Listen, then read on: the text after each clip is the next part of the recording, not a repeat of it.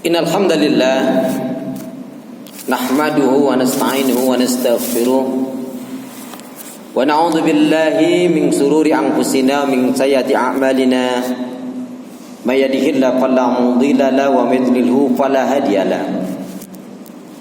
Alhamdulillahilladzi qad amarana bil ittihadi wa ta'awun wa nahana 'anil tafarruqi wa tanazu'. Asyhadu an la ilaha illallah wahdahu la syarika lah wa asyhadu anna Muhammadan 'abduhu wa rasuluhu la nabiyya wa la rasula ba'da. Allahumma shalli ala Muhammad wa ala ali Muhammad. Fa ya ibadallah usikum wa nafsi bi taqwallah wattiba'i sunnah wajtanibul bid'ah wal istiqamah. Kama qala salaful ummah tibqan biqaulihi ta'ala a'udzu billahi minasy syaithanir rajim ya ayyuhalladzina amanu taqullaha haqqa tuqatih wa la tamutunna illa wa antum muslimun.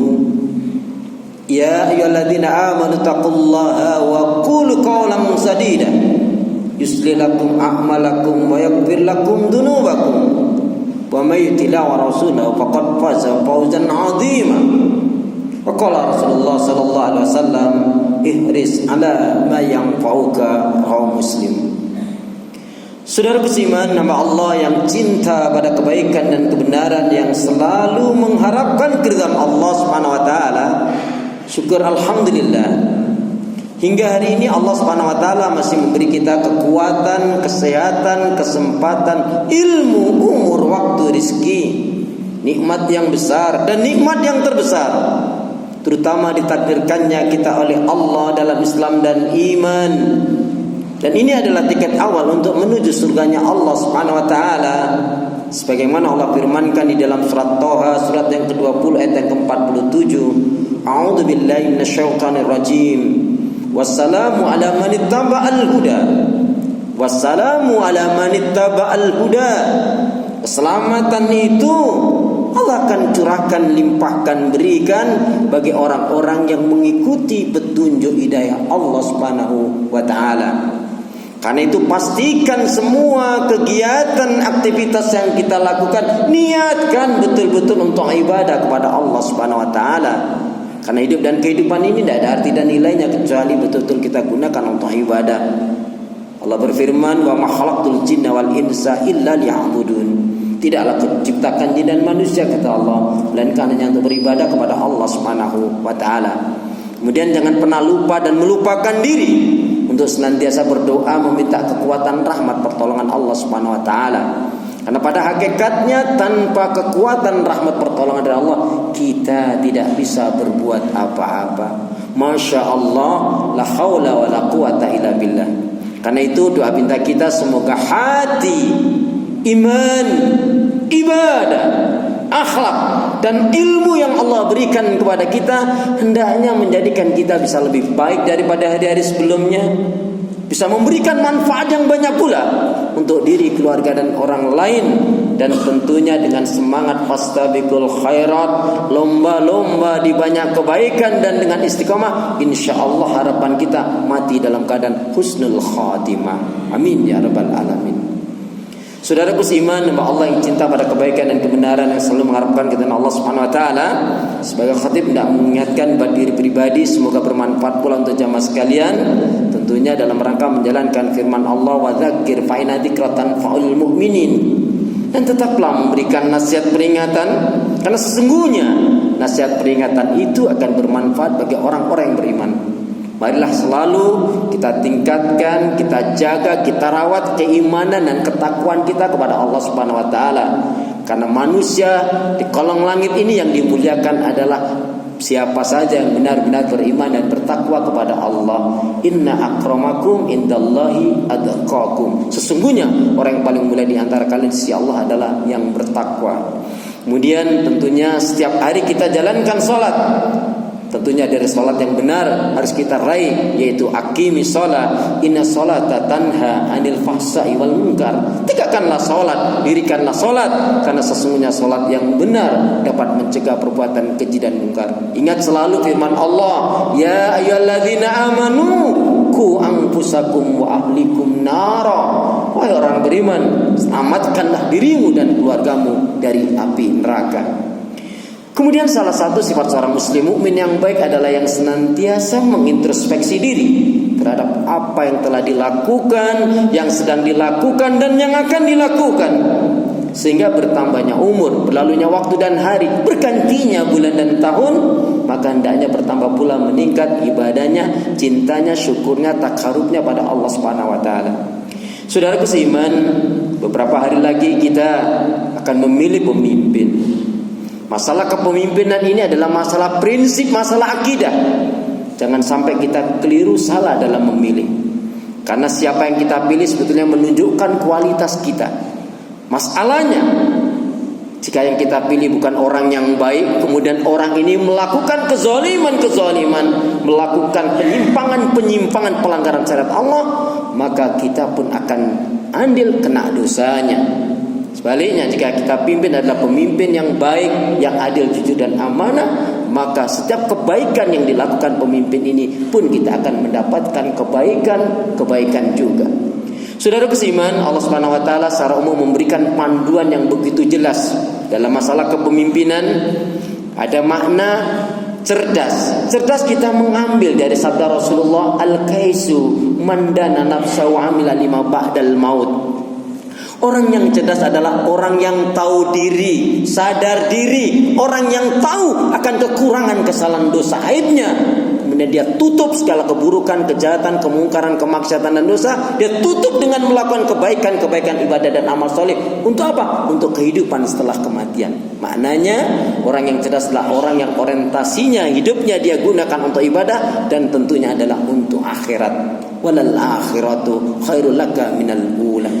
Sebaliknya, orang yang tidak tahu diri, tidak sadar diri, merasa benar sendiri, bukanlah orang yang cerdas. Kemudian memilih. Dalam kaidah memilih adalah tentunya dalam Islam ini memberikan panduan. Yang pertama adalah jika ada yang terbaik, tentulah pilihlah yang terbaik. Jika tidak ada yang terbaik, pilihlah yang baik. Jika yang baik pun tak ada, maka pilihlah yang minimal madorotnya kecil, madorotnya ringan. Saudaraku seiman, hamba Allah yang cinta pada kebaikan dan kebenaran yang selalu mengharapkan kepada Allah Subhanahu wa taala. Imam Ahmad rahimahullah menyatakan yang maksudnya, sekiranya ada 100 doa, tapi dari 100 doa itu hanya ada satu doa yang dikabulkan oleh Allah, maka mintalah kalian kepada Allah agar kalian diberi pemimpin yang adil, jujur dan amanah. Kemudian ditanya, kenapa kami harus meminta itu? Kita tahu Rasul menyatakan ad-du'a'u silahul mu'min. Doa itu adalah senjatanya orang mukmin. Termasuk yang bisa merubah takdir adalah, yaitu adalah doa.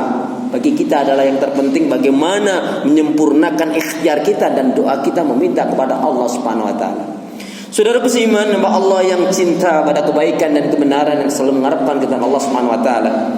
Manakala Allah Subhanahu wa taala memberikan kepada kita pemimpin yang adil, jujur dan amanah, maka yang pertama akan terwujudlah baldatun thayyibatun wa rabbun ghafur. Ada di dalam surat Saba, surat yang ke-34 ayat yang ke-15. Akan terwujudlah negeri yang adil, makmur, penuh keberkahan dari Allah Subhanahu wa taala, diampuni, yaitu penduduk negeri tersebut yang tentunya diawali dari imamun adil, pemimpin yang adil, jujur dan amanah. Yang kedua, akan terwujud juga firman Allah Subhanahu wa taala yang terdapat di dalam surat Al-A'raf ayat yang ke-96. A'udzubillahi minasyaitonir rajim. Walau anna 'alal qura amanu wa taqaw la fatahna 'alaihim barakatin minas sama'i wal ard walakin kadzdzabu fa akhadnahum bima kanu yaksibun.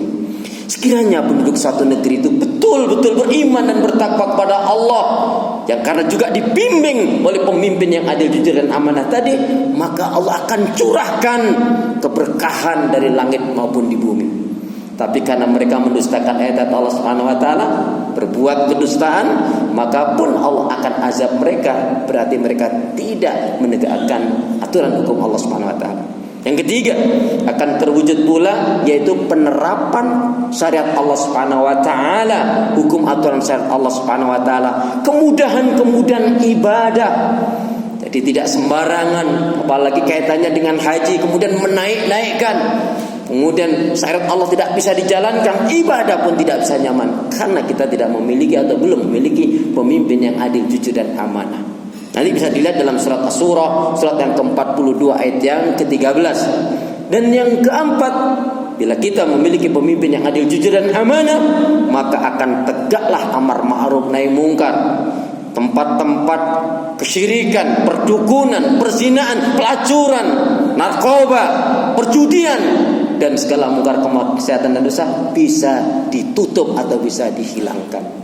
Maka upaya inilah yang perlu kita wujudkan, yaitu memiliki pemimpin yang adil, jujur dan amanah. Semoga Allah Subhanahu wa taala memberikan kepada kita umat Islam di Indonesia adalah pemimpin yang adil, jujur dan amanah. Amin ya rabbal alamin. Nah, saudara seiman, yang perlu kita takutkan dan khawatirkan apa? Tentang masalah kepemimpinan, Allah Subhanahu wa taala dengan jelas tegas menyatakan, ketika ayat ini dibacakan oleh Rasulullah, sahabat Nabi gemetar ketakutan. Bahkan ada yang menyatakan mereka pingsan karena ngeri terkena ayat ini. Ada di dalam surat Al-Ahzab, surat yang ke-33 ayat yang ke-66 sampai 68. Allah berfirman, A'udzu billahi minasyaitonir rajim. Yauma tuqallabu wujuhum finnar. Yaquluna ya laitana ata'na Allah wa ata'na ar-rasula. Qalu rabbana inna ata'na sadatana wa kubara'ana fa adalluna as-sabila. Rabbana atihim dhifaini minal azabi wal anhum la'nan kabira. Pada hari dibolak-balikkan wajah mereka di atas api neraka, mereka menjerit, mereka menyesal. Duhai alangkah baiknya jika aku dulu di dunia mentaati Allah dan Rasul, mengikuti jalannya Allah, jalannya Rasul. Ya Allah, kami tersesat ini, kami masuk neraka ini dikarenakan pemimpin-pemimpin dan pembesar-pembesar kami. Pemimpin yang dimaksudkan adalah umara yang jahat, umara yang rusak, umara yang buruk, umara yang zalim. Kemudian yang dimaksudkan pembesar adalah ulama-ulama usuk, ulama-ulama penjilat yang menjual agama dengan dunia, yang menjual akhirat dengan dunia demi harta ataupun jabatan, makafatnya menyesatkan, menjual ayat-ayat Allah Subhanahu wa taala. Ulama-ulama yang busuk, ulama-ulama yang buruk. Itu yang dimaksudkan dengan pembesar. Ya Allah, berikanlah azab 2 kali lipat kepada pemimpin-pemimpin dan pembesar kami yang telah menyesatkan kami, yang menyebabkan kami masuk ke dalam neraka. Ya Allah, ya Allah, kutuklah mereka, laknatlah dengan laknat yang besar. Saudaraku seiman, lalu siapa? Panduan apa yang paling penting kita ketahui dan harus kita ketahui? Yang pertama, secara umum Allah nyatakan, A'udzubillahi minasyaitonir rajim. Ya ayyuhalladzina amanu la tattahidul kafirina awliya'a min dunil mu'minin aturiduna an taj'alu lillahi 'alaikum sultanan mubina. Surat An-Nisa ayat 144. Wahai orang yang beriman, jangan sekali-kali di antara kalian mengambil orang kafir, kalian jadikan orang kafir sebagai pemimpin kalian dengan meninggalkan orang yang beriman. Jika itu kalian lakukan, maka itulah yang menjadi alasan Allah mengazab, menyiksa kalian. Secara umum yang harus kita perhatikan jamaah sekalian, jangan pernah kita jadikan, jangan pernah kita angkat pemimpin atau seseorang yang ada indikasi satu, dia adalah zalim. Zalim itu kalau kita angkat, kita jadikan pemimpin, masalahnya besar. Allah ingatkan di dalam surat Hud, surat yang ke-11 ayat yang ke-113. A'udzu billahi minasyaitonir rajim. Wala tarkanu ilal ladzina zalamu fatamasakumun nar. Janganlah kalian cenderung kepada orang-orang yang berbuat kezaliman. Cenderung condong saja tidak boleh. Apalagi memilih, apalagi menjadikan dia sebagai pemimpin. Apa yang kalau dilakukan, maka itu akan menyebabkan tersentuh api neraka. Zalim indikasinya adalah, yaitu ada unsur kesyirikan, ada unsur kemunafikan, ada unsur kekafiran, dan suka melakukan pelanggaran aturan-aturan. Na'udzubillah tsumma na'udzubillah. Yang kedua, jangan pernah kita jadikan pemimpin yang ada indikasi dia sombong. Kenapa? La yadkhulul jannah man kana fi qalbihi mithqala dzarratin min kibr. Tak akan masuk surga orang yang dalam hatinya punya sifat sombong, rasa baik sendiri, masa benar sendiri. Seperti Fir'aun, Namrud, dan orang-orang yang sombong, akhirnya juga dihancurkan oleh Allah Subhanahu wa taala. Demikian juga orang-orang yang mengikuti. Yang ketiga, jangan pernah kita jadikan seseorang ini menjadi pemimpin bila mana dia ada indikasi curang. Masya Allah, Allah Subhanahu wa taala mengingatkan kita. Ada satu surat namanya Al-Mutaffifin, yang artinya curang, celakalah orang yang curang. Maka pada ayat yang pertama, wailul lil mutaffifin, sungguh celakalah orang yang berbuat kecurangan. Orang yang berbuat curang yang bagaimana? Yang menghalalkan segala cara, yang memperbudak, yang mempermainkan, yaitu kebenaran dan lain sebagainya. Na'udzubillah tsumma na'udzubillah min dzalik. Kemudian yang keempat, jangan pernah kita jadikan orang yang ada indikasi orang ini suka berdusta atau berdusta. Biasanya kalau dia memilih seorang ayah, ayahnya suka berdusta, biasanya anaknya berdusta, bahkan mungkin lebih dustanya lebih banyak, atau pengikut-pengikutnya. Na'udzubillah tsumma na'udzubillah min dzalik. Jamaah sekalian, di dalam surat Al-Mursalat sampai 10 kali Allah ulang-ulangi kata-kata itu sangat mengerikan. Wailu yauma idzil lil mukadzibin. Sungguh celakalah orang-orang yang pada hari ini mereka suka berbuat kedustaan. Artinya ada orang yang di dunia dustanya enggak sampai dihukum, tapi di akhirat akan dibongkar, akan diazab, disiksa oleh Allah Subhanahu wa taala. Rasulullah bersabda, iyyakum wal kadhiba fa inal kadhiba mujanibul iman. Jauhilah oleh kalian akan berbuat dusta, karena sesungguhnya dusta itu akan menjauhkan dari keimanan. Kemudian yang juga harus kita ketahui, tidak boleh kita mengangkat pemimpin yang kurang adab, akhlak, etikanya dan kekanak-kanakan. Ada satu doa dari Rasulullah, Masya Allah, Rasul berdoa menyatakan doa indah sekali. Allahumma inni a'udzubika min imarati sibyan wa sufaha. Ya Allah, sesungguhnya aku berlindung kepadamu dari kepemimpinan, dari pemimpin yang kekanak-kanakan dan bodoh. Na'udzubillah tsumma na'udzubillah min dzalik.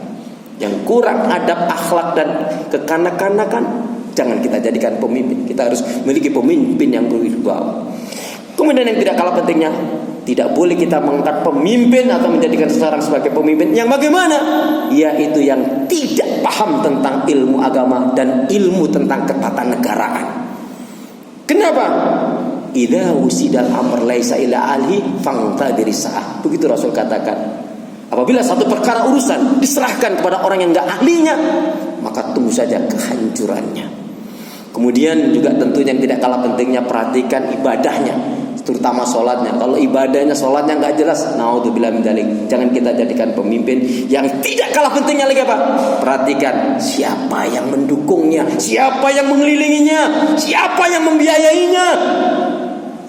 Jika orang-orang ini adalah orang-orang yang tidak jelas, yang hanya kekuasaan, jabatan dunia yang dia cari, kalau kita mengambilnya sebagai pemimpin, kita pun akan mendapatkan kesusahan, keresahan. Na'udzubillah, tsumma na'udzubillah min dzalik. Semoga menjadi pencerahan buat diri kita.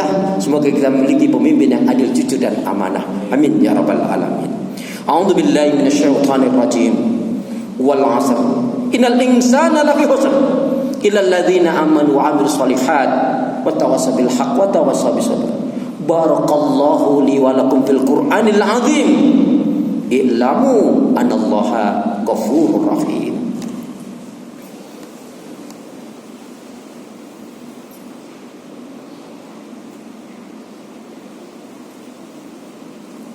Innal hamdalillah wassalatu wassalamu ala Rasulillah.